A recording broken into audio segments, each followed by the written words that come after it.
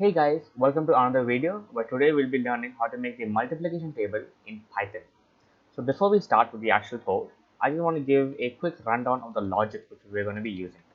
So we're going to be taking input from the user and it's going to be a number.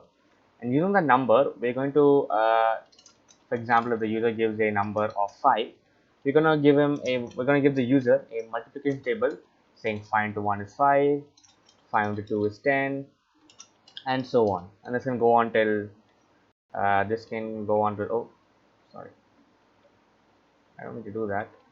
Okay, so this can just go on till until 10, at least for starting. Okay, so let's just try to do this first. So first we want to take input from the user, which is going to be a number. So number is equal to input, and we can give as a prompt a number so that the user knows what to give in. And this is always going to return string because input statements by default return string, but we want this to be an integer, right? Because we'll be using it as an integer. If the user gives 5, let's say, it will come 5 as in string, but we don't want this. We want it as an integer. So there are actually two ways to convert this string variable to an integer variable.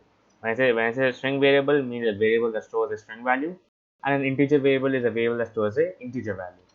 I can either say number is equal to int of number, which will convert it, or if you want to do everything in one line, you can wrap the whole input function call in an int function call. So now whatever is given from this input function call, which will be a string, because in functions in Python 3, we are using Python 3 by the way, always return string, and we will that'll convert to an integer and then store the number. Okay, and after that we just want to use a for loop, and we're going to go from range from 1 to 11. The reason we're going from 1 to 11 is because we want to go from 1 to 10, and the range function does not include its upper bound.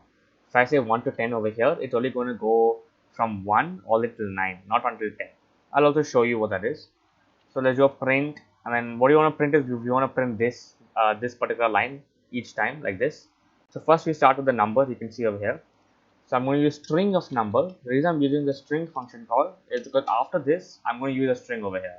After the number, I have to write the asterisk sign. That's going to be in a string.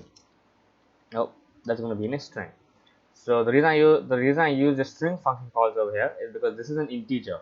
Without this string function call, this integer and this string would cause an error because you cannot concatenate a string and an integer together.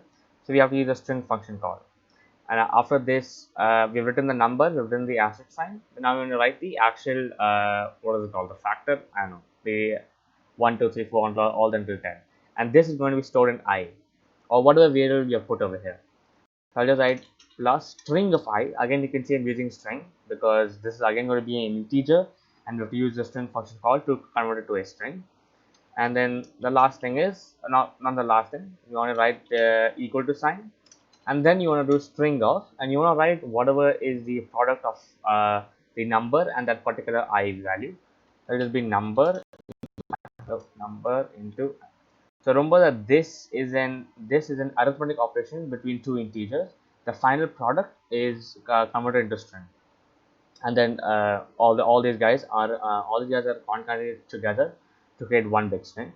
So this is going to happen from 1 to 9. Remember, why is it till 9? Because the range function only goes until 9. So this current will go from 1 all the way to 9, not until 10. If you want to include 10, if you want to include 10, you have to go one above. So become 1 to 11, which will make it from 1 to 10. So let's just run the code and see how it works. First, I'm going to give a number, let's say 5. You can see it gives me from 1 to 10. I can also, just to make it much more neater, you can just use a blank print statement. It just makes it a little bit more neater. Let's say 5 and 1 to 10.